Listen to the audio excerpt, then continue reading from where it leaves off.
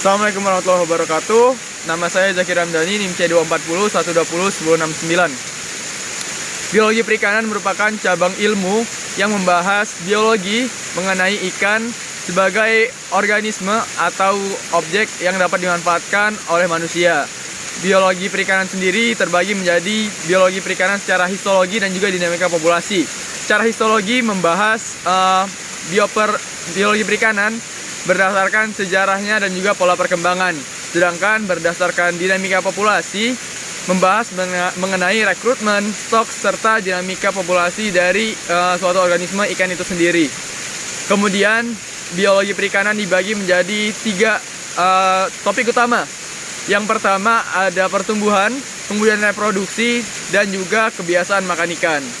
Nah, pada topik pertumbuhan terdapat bab atau subbab pertama DFP, yaitu distribusi frekuensi panjang, kemudian hubungan panjang dan bobot ikan, serta FK atau faktor kondisi. Distribusi frekuensi panjang membahas mengenai bagaimana mengukur persebaran ukuran dari suatu ikan. Kemudian hubungan panjang dan bobot digunakan untuk mengetahui sebaran bobot dari ikan. Sedangkan faktor kondisi membahas tentang pembentukan ikan. Nah, pada bab yang kedua yaitu bab tentang reproduksi. Pertama membahas tentang proporsi kelamin, yaitu bagaimana perbandingan rasio dari jumlah ikan jantan dan ikan betina. Kemudian ada tingkat kematangan gonad yang dibagi ke dalam 4 kelas. Pada kelas 1 dan kedua artinya gonad ikan atau telur ikan belum siap dipanen. Sedangkan pada gonad level ketiga dan 4 ikan tersebut telah siap untuk dipanen. Kemudian membahas tentang IKG, yaitu indeks kematangan gonad, yang nilainya linear dengan TKG. Kemudian setelah membahas TKG dan IKG, masuk ke pembahasan tentang fekunditas, yaitu tahapan di mana telur ikan memasuki tahap sebelum dan sudah pemijahan. Setelah fekunditas beralih ke topik atau subbab, yaitu diameter telur.